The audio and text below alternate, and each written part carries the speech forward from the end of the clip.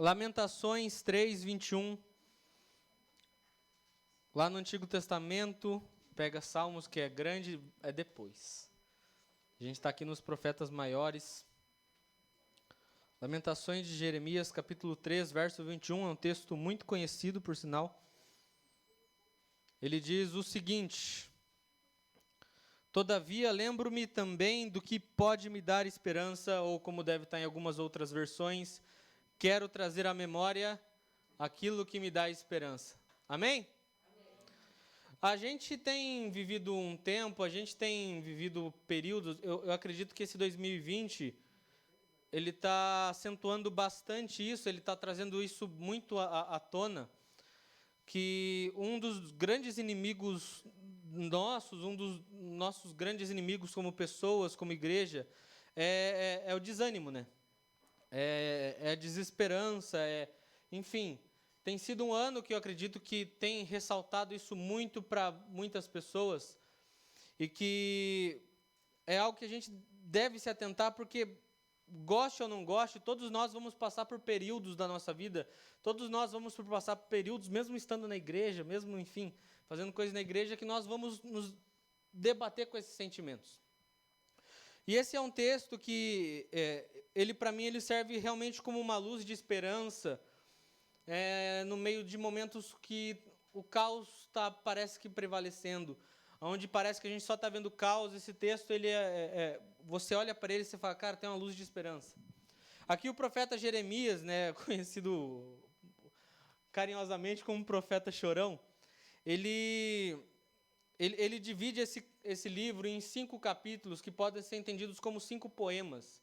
São 5 poemas de lamento. Você vai ter do capítulo 1 até o capítulo 5, ele escrevendo 5 poemas que vão estar retratando a angústia daquele povo, que vão estar retratando a angústia do povo de Deus, a angústia do povo hebreu, que vai estar retratando de maneira até poética o jeito que eles estavam tentando encarar uma situação de grande caos que estava recaindo sobre a vida deles.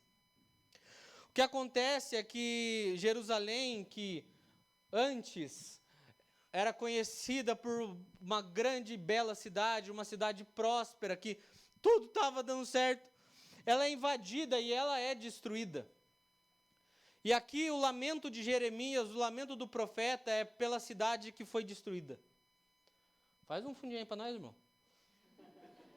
O lamento de Jeremias esse poema, são esses cantos dolorosos, baseado naquilo que eles viveram, baseado naquilo que eles viram.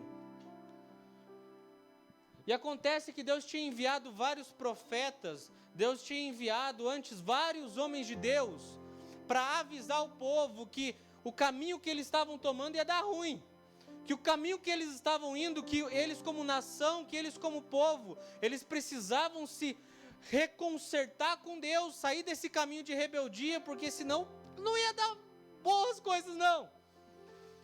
E acontece que aqui a gente está vendo, a gente está experimentando, são 5 capítulos que a gente vê a angústia de um povo, a angústia de uma cidade que tardou em ouvir a voz de Deus. A angústia de um povo que, quando Deus quis manifestar todo o grande amor e misericórdia, foram tardios em ouvir. Esse livro você vai ver esses homens chorando pelo pecado deles, chorando pela consequência do pecado deles. Você vai ter esses cantos, esses poemas, que eles acontecem baseados num sentimento que havia naquele povo. E o capítulo 3, ele vai começar da seguinte maneira, dizendo o seguinte: eu sou o homem que viu a aflição trazida pela vara da sua ira. E aqui é legal porque o jeito que vai ser expresso nesse texto, nesse capítulo, é como se retratasse Jerusalém como um homem que está sofrendo. Então aqui ele pega uma cidade que está sofrendo muito, pega uma cidade que está passando por dias difíceis, provavelmente pelos piores dias de sua história, e ele retrata, volto a dizer, por ser um poema, tem esse argumento poético muito forte em todos os capítulos desse livro. Então ele retrata de maneira realmente poética a angústia que aquele povo estava vivendo. Ele relata a angústia que eles estavam experimentando. Jerusalém, como eu disse, outrora grande cidade, reconhecida cidade, de prosperidade, de tantas coisas nobres, agora destruída. Então, quando Jeremias escreve para nós, quero trazer à memória aquilo que me dá esperança, tem todo um contexto, tem todo um pano de fundo muito forte por trás desse versículo.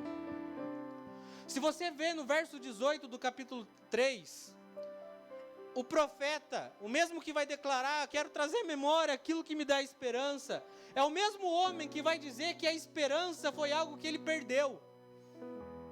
É o mesmo homem que vai olhar para a esperança e vai entender que aquilo é inalcançável para ele, que aquilo está muito distante dele, que apenas o que os olhos dele veem, que apenas aquilo que a alma dele sente é o caos, é a destruição, são as ruínas.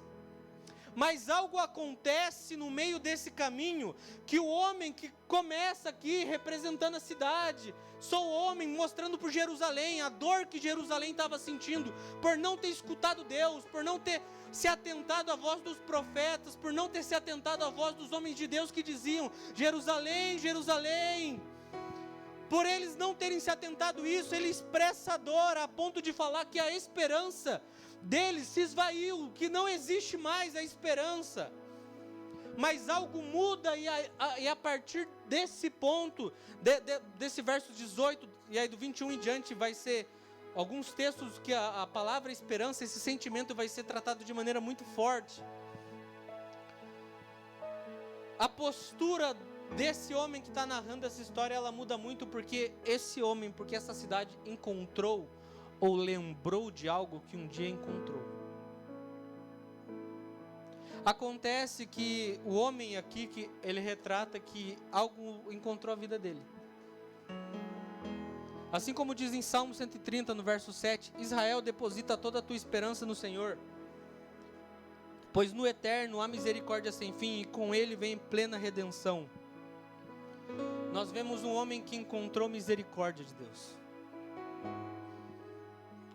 Nós tínhamos aqui um profeta que, como desde que tempo é tempo, sempre brincaram, o profeta chorão, estava com sua alma tremendamente angustiada, em prantos, a ponto de olhar para aquilo que garante que vamos continuar vivendo, que é a esperança das nossas vidas, falar, isso daí para mim não tem mais, mas algo muda, alguma coisa acontece.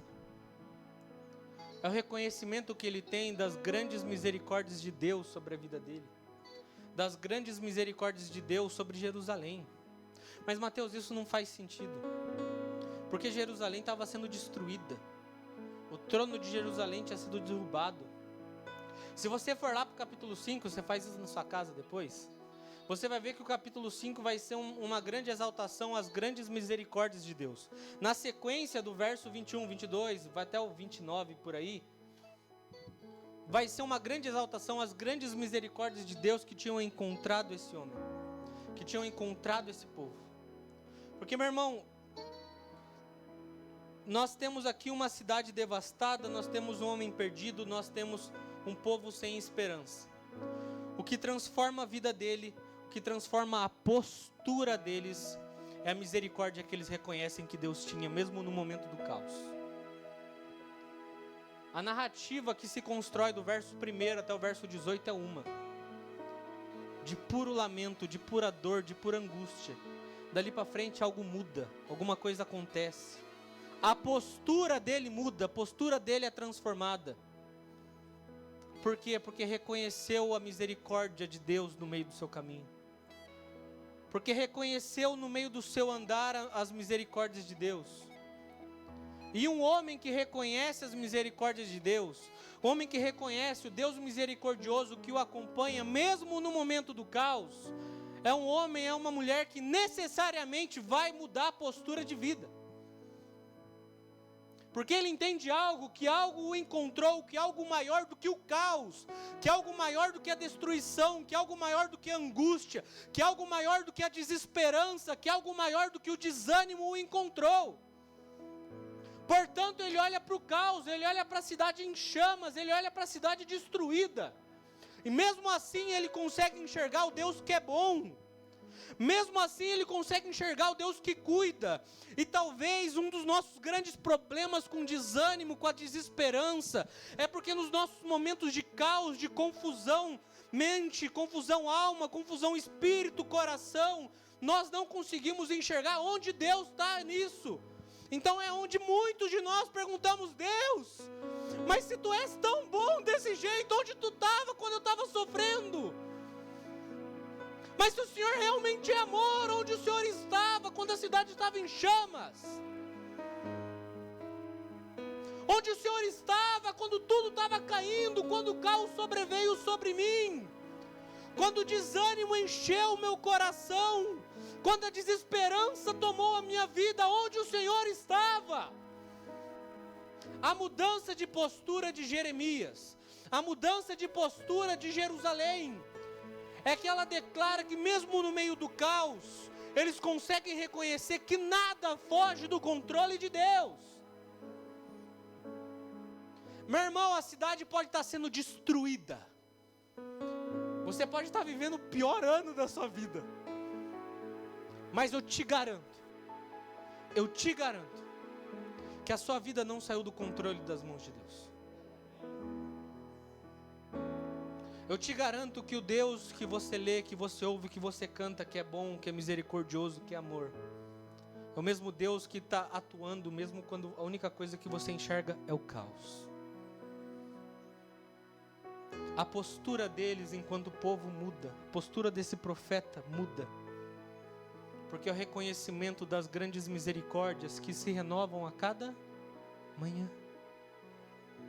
Mateus, estou passando a pior noite da minha vida. Querido, existe uma boa nova dos céus para a sua vida. Amanhã as misericórdias de Deus vão se renovar. E no outro dia, novamente. E no outro dia, na outra semana, no próximo mês, no próximo ano, se renovarão até que nos encontraremos face a face com o nosso amado. Essas coisas acontecem, esse entendimento da misericórdia ele deve servir para mudar nossa postura. Eles estavam com um cântico de angústia, mas não havia muita reclamação não. E acontece que nós muitas vezes por coisas muito menores adotamos essa postura ofensiva de começar a julgar Deus, a julgar tantas outras coisas, quando deveríamos parar e tentar reconhecer as misericórdias dele mesmo no momento do caos. E você vai ter nesse verso 21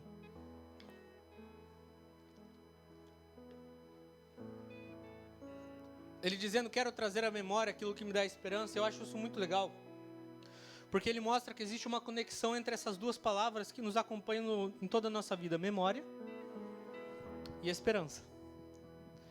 E é incrível, porque quando ele está declamando, eu quero trazer à minha memória aquilo que me dá esperança, provavelmente ele estava pensando na Jerusalém gloriosa, naquela cidade bela, naquela cidade que estava inteira.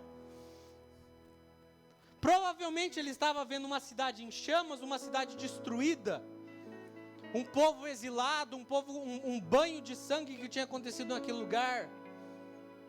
E ele, nesse momento de reconhecer as grandes obras e misericórdias de Deus, é como se ele declamasse a Deus: Deus, traga a minha mente, traga a minha memória a Jerusalém que eu conheci, que estava inteira, que não estava destruída, que não estava vivendo um momento como esse. Meu irmão, o que são memórias para nós?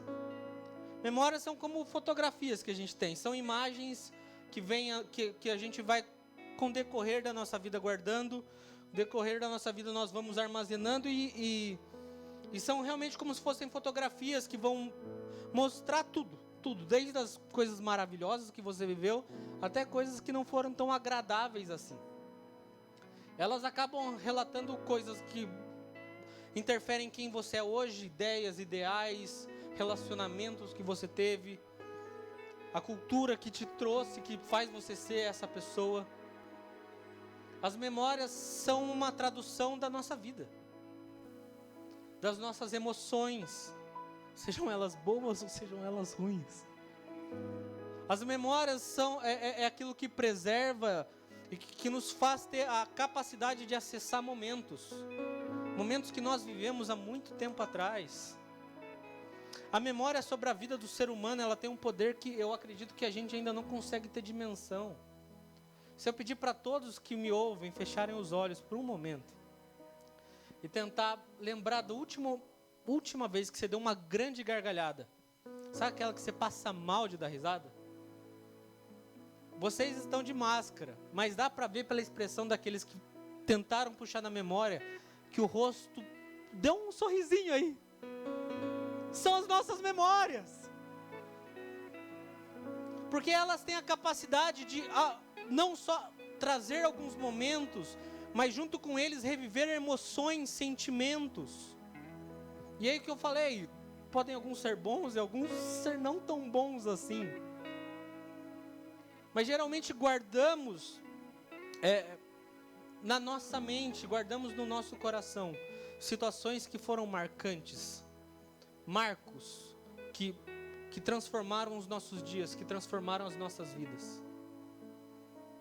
E é curioso como os dias ruins também estão na nossa memória, para que nós venhamos a nos lembrar que mesmo quando a cidade estiver em caos, Deus é esse Deus de misericórdia que governa sobre o caos também. Que mesmo quando a cidade estiver sendo destruída, Deus é o Senhor sobre todas as coisas. E mesmo que tudo pareça perdido, Ele ali está. Eu gosto muito da frase de um homem de Deus que diz o seguinte: a mesma mão que controla e que rege todo o universo é a mesma mão que está estendida para recolher cada lágrima que você derrama.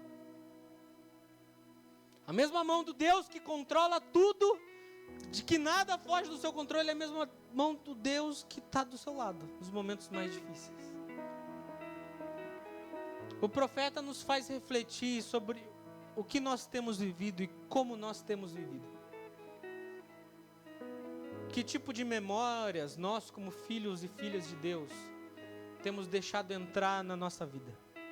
Que tipo de memórias nós temos guardado para que nos momentos de caos possamos tentar ter acesso a elas, tentar reviver momentos, sejam eles bons ou talvez não tão assim, mas em que nós vimos as grandes misericórdias de Deus se manifestando. A memória, ela tem um fator tão importante na vida do ser humano, que quando o ser humano ele vai perdendo a memória, ele não só esquece dos outros, mas ele esquece de si mesmo. Quando o ser humano ele é afetado por essa doença que vai corroendo a mente dele, corroendo a memória dele, os estados mais graves dessa doença fazem com que o corpo dele se esqueça de funcionar. As memórias afetam a nossa vida. As memórias, elas afetam a nossa vida. E a pergunta que eu trago para você hoje: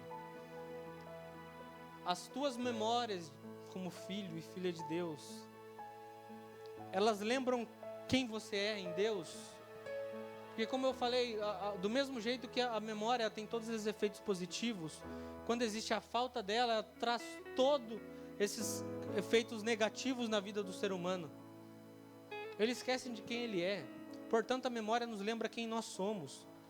Todo mundo, eu acredito, que já ouviu aquela famosa frase: nunca se esqueça de onde você veio. Ou quando você é crente, nunca se esqueça do lugar que Deus te tirou. Por quê? Para que a tua memória sempre te lembre desses dias de primeiro amor. Sempre te lembre desses dias de grande misericórdia. Sempre te lembre dos dias de grande favor.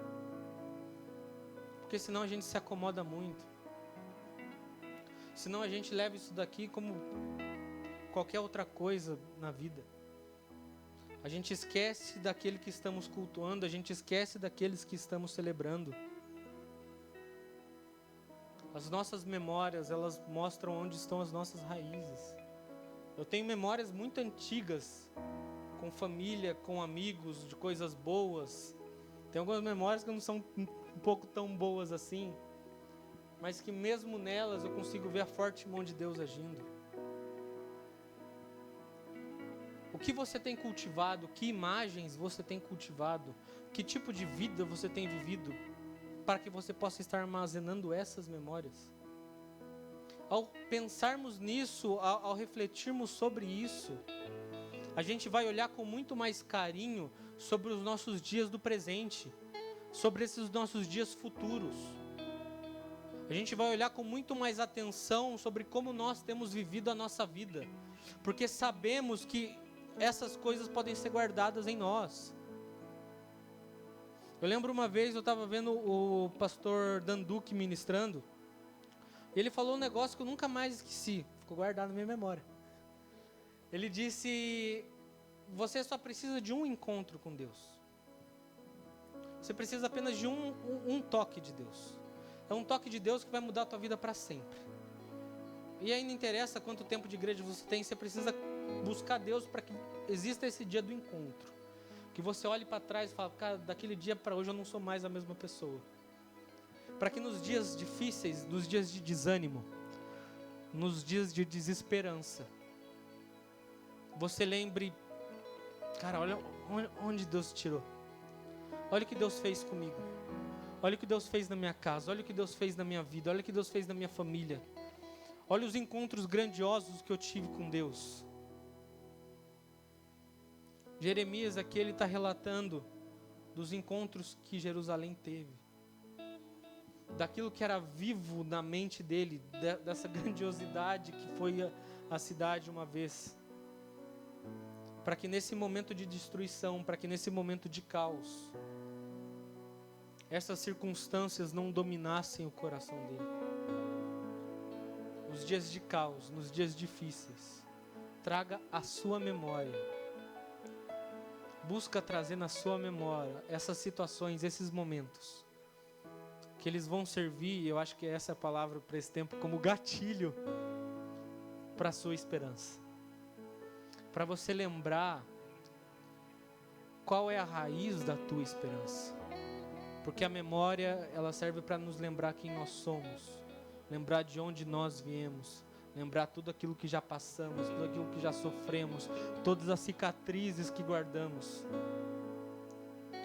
E eu acho, como eu disse, eu acho bonito ver a conexão que o profeta estabelece entre memória, que é algo que todo ser humano tem, que ele precisa trabalhar para ter. Você vê alguns homens que parece que eles têm superpoderes, que eles conseguem guardar sei lá quantas coisas ao mesmo tempo. Meu irmão, hoje você perguntar para todo mundo aqui, me diga 3 números de telefone de cabeça, acho que ninguém sabe mais. Eu lembro quando eu era moleque, a gente sabia um monte, porque não tinha essa facilidade do celular. Mas isso serve para ver como que, às vezes, alguns detalhezinhos nos deixam tão confortáveis, a gente não está utilizando a nossa memória. Mas eu acho bonita a conexão que o profeta faz com a memória, que é algo que integra, que faz parte da vida do ser humano, com a palavra esperança. Porque enquanto um nos lembra quem nós somos, um lembra de tudo aquilo que aconteceu, essa parte da memória vai ser esse reviver tudo aquilo que já aconteceu contigo. O outro vai ser a garantia de tudo aquilo que você vai acontecer, tudo aquilo que vai acontecer na sua vida. Outro vai ser o reconforto, o outro vai ser o descanso dos dias futuros. Um ser humano que perde a esperança, ele perde o sentido pela vida. E aqui Jeremias, ele mostra que a nossa vida está conectada a essa esperança que professamos com as memórias que nós cultivamos. Por isso a importância de nós mergulharmos em conhecer a Deus, para que venhamos a obter esses tipos de memórias. Coisas que eu já ouvi, provavelmente alguns já ouviram nos momentos mais difíceis. Tenta lembrar de algo que Deus fez contigo, de um encontro que Deus teve contigo, para lembrar o quão agraciado você é. Se você parar para pensar, essa conexão entre memória e esperança ela é tão forte que em um dos sacramentos da igreja aparece o seguinte, 1 Coríntios 11, não precisa abrir, do 24 ao 26. E tendo dado graças, o partiu e disse, tomai e comei, isso é meu corpo que é partido por vós. Fazei isso em memória de mim. Semelhante também, depois de cear, tomou o cálice, dizendo, esse cálice é o novo testamento do meu sangue. Fazei isso todas as vezes que beberem em memória de mim. Porque todas as vezes que comerem desse pão e beberes desse cálice, anunciai a morte do Senhor até que Ele venha. Memória, memória e esperança. A ceia, o apóstolo Paulo está ensinando para todos nós que esse momento de grande celebração que nós fazemos,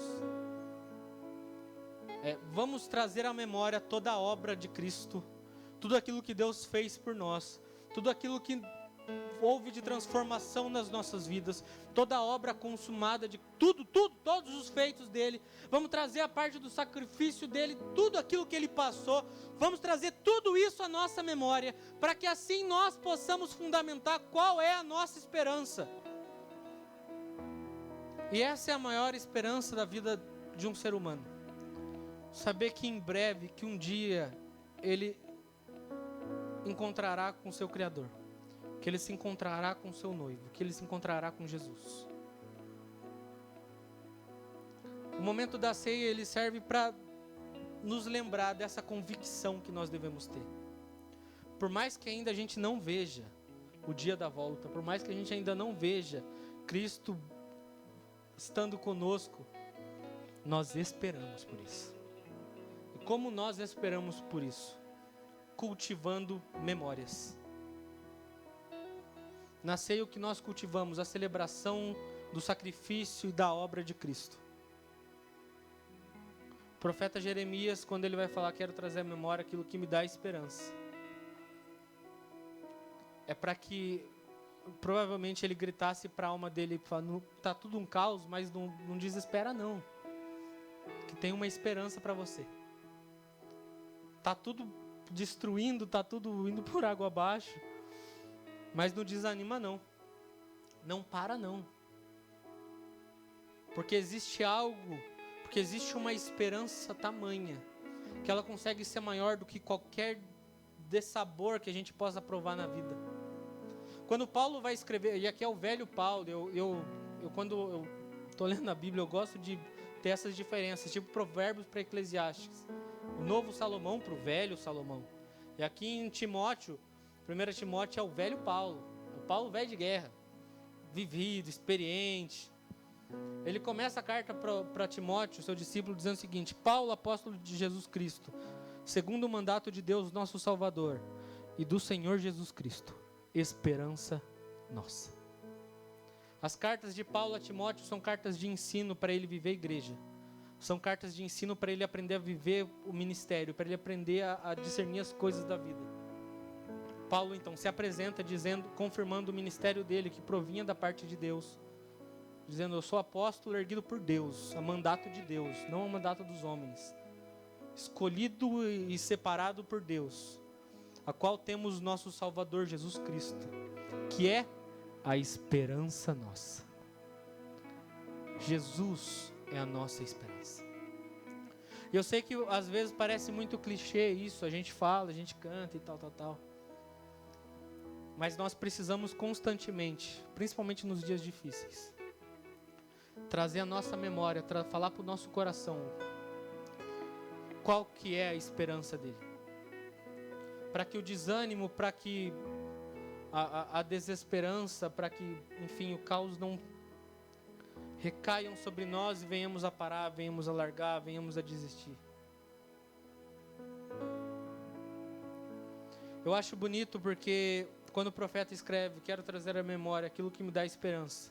E como eu disse lá no começo, você vê uma mudança na narrativa dele, você vê uma mudança no discurso dele.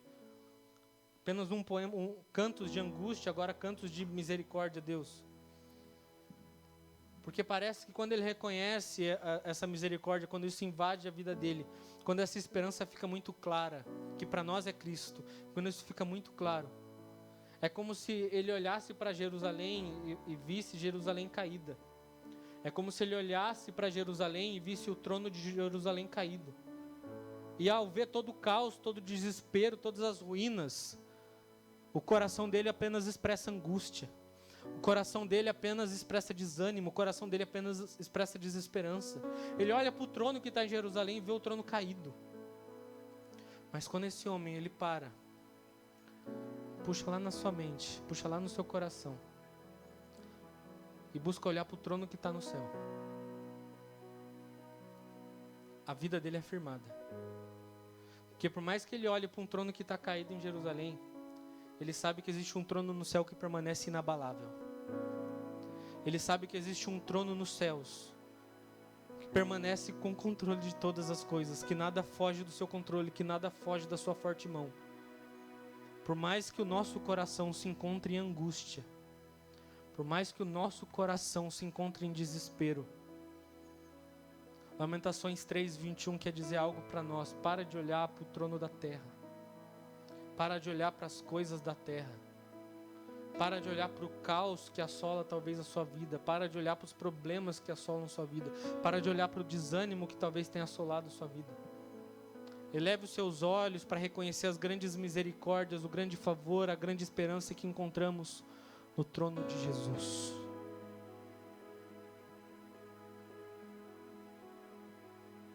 São essas coisas que sustentam a nossa caminhada. Sabe por quê? Porque a gente vai, no decorrer da nossa vida, passar por várias situações de desânimo. Várias e várias vezes você pode ser crente, pode ser líder, pode ser pastor, pode ser apóstolo, pode ser Jedi, sei lá como você gosta de ser chamado.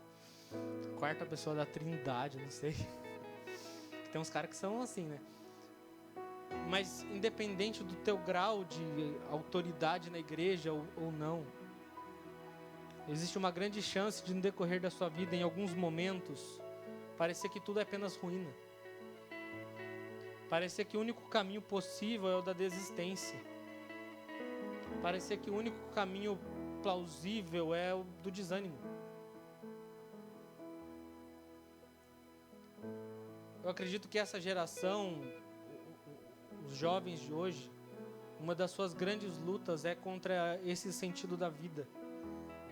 De não deixar o desânimo tomar totalmente conta do coração.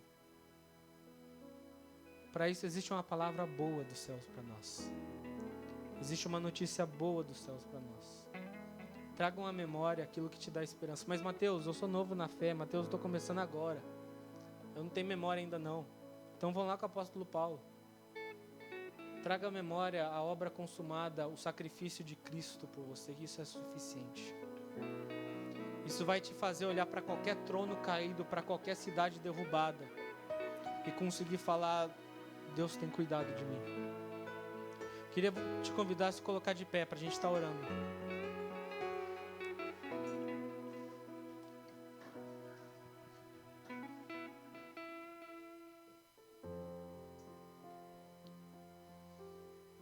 Feche seus olhos, por favor. Espírito Santo de Deus, nós te clamamos, Senhor. Nós te clamamos, Papai. Tu que és um bom Pai, Tu que és um bom Deus, grande e infinito em misericórdia, infinito em amor. Jesus, olha para os teus filhos nessa noite, olha para os teus filhos nesse momento. Talvez alguns estão aqui com o coração cansado, Jesus. Talvez alguns estão aqui esgotados pela vida. Talvez alguns estão aqui, Pai, desolados. Talvez existam pessoas que tenham o sentimento no coração de que foram esquecidas por Ti. Mas o Senhor marcou esse momento para trazer a memória deles tudo aquilo que o Senhor já fez por cada um dos seus filhos, tudo aquilo que o Senhor faz por cada um dos seus filhos, tudo aquilo que o Senhor ainda fará por cada um de nós.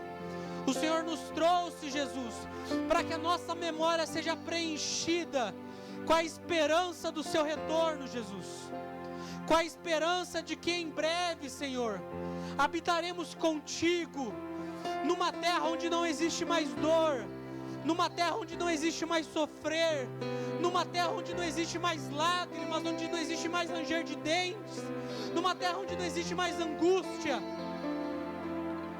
mas que enquanto estamos por aqui, que venhamos a manter os nossos olhos fixos em Ti, autor e consumador das nossas vidas, manter os olhos fixos no Seu trono, Senhor, para que o nosso coração possa ser aquecido pelo Seu forte amor.